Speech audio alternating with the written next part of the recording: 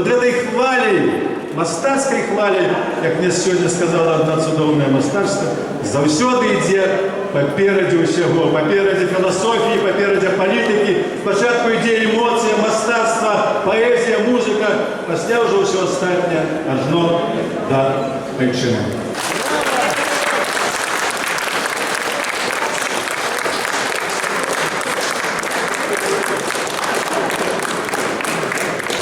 Сегодня вельми символично, что в контексте выставы, присвяченной стагоддзю КНР, мы открываем персональную выставу человека, який фактично разом з іншими людьми поклав життя на ствердження наших національних святиняв – мови, культури, історії, традиції, релігії.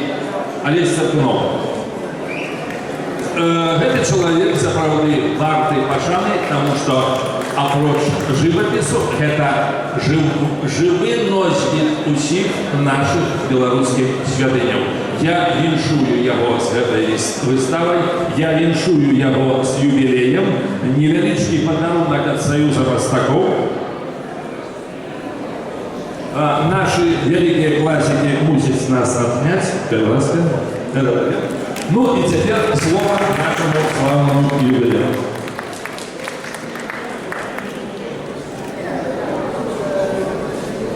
Рады бачить усіх сябров, знайомі, незнайомі твари. І хочеться повіншувати усіх, уже в котрий раз сьогодні віншуємося, ми один другого. І ще, я думаю, будемо віншувати, як сказано, святкуємо це свято весь год, і тому віншувати мусимо ще раз. Эта подея, которая отбылась сегодня, это была мара несбыточная, годов 20 тому. Уявить такое у нашем палаце было фактично это только фантастикой. Эту фантастику мы зараз проживаем. Фантастичный час. Хоть ведаем, что злидні над нами скригочуть зубами, але, як казав Янка Купала, шануй свою мову, свой край, і кольки його стіни до самої могили, ори, барануй, засявай. Що ми мастаки і робимо? Сеем и засеваем. На моей выставе, которую вы убачите у низе, там около 30 творов, из моей, так сказать, всех работ, вы можете уявить той шлях покручастый нашего народа, сможете покинуть там свои уражения и так далее. Мне будет цікаво з вами зустрітися, ще поговорити. Ну і натурально треба буде дякувати наших організаторів, які здійснили нашу зустрічу, наше мероприємство. Ну і буду запрошати, як мастак повинен не стільки казати, бо словами тільки його сказано, все по факту твору. Поэтому будем. И после выступа шановного Владимира, как говорят, слово губляют свою вагу. Поэтому нам подходит на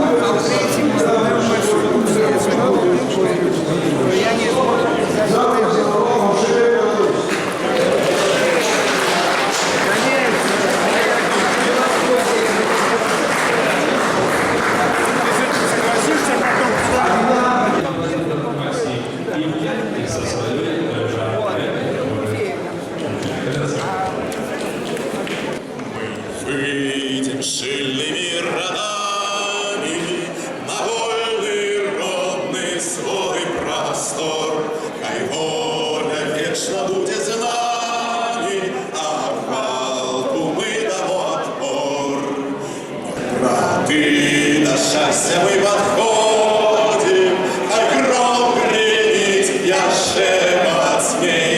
В кровавых муках мы народим життя республіки своє, життя республіки своє. Живе Білорусь!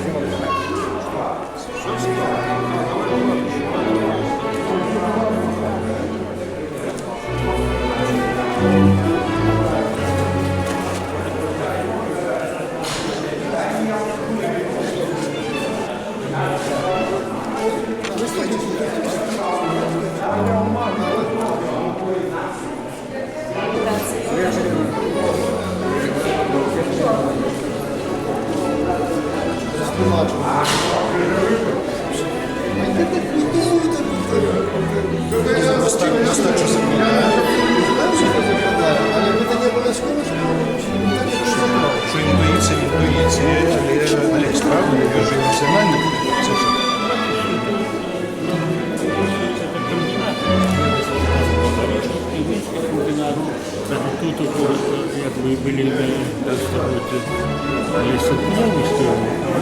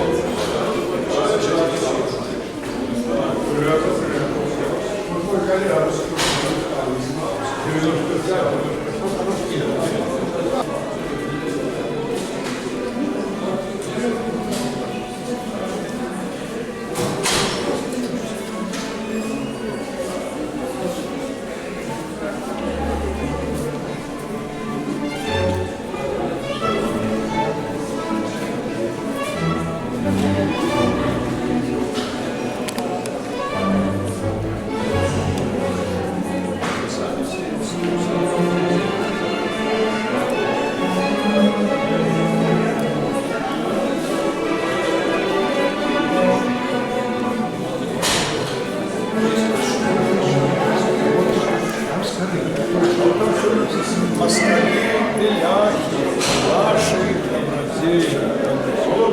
Мы на суд вас кличем, капелы, злодеи. Вот они растягивают нашу спадщину. А что это за спадщина?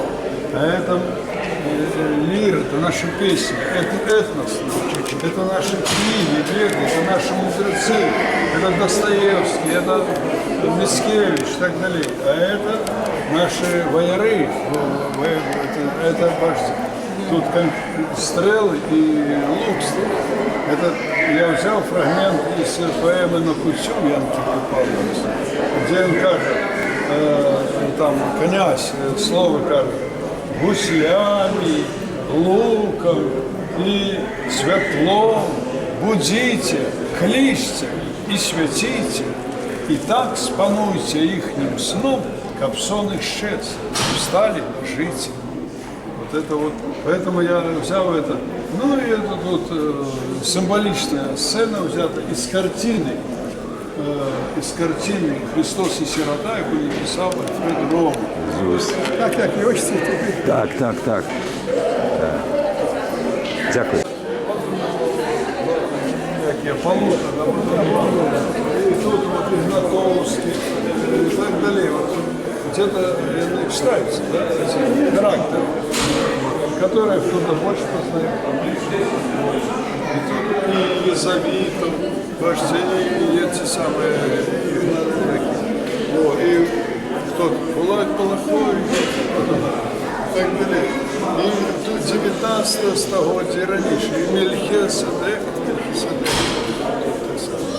В общем, все написано там, сколько есть.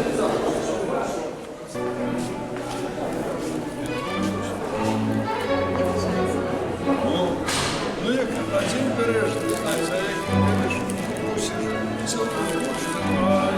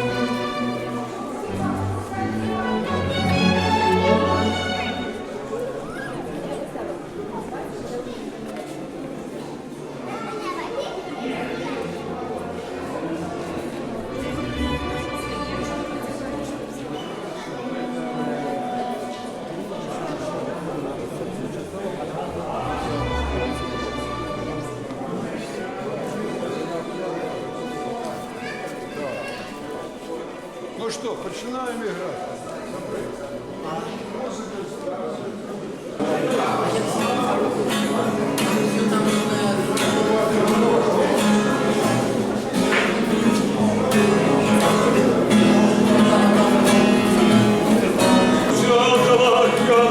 Нарисовал Калиновского, это страшное.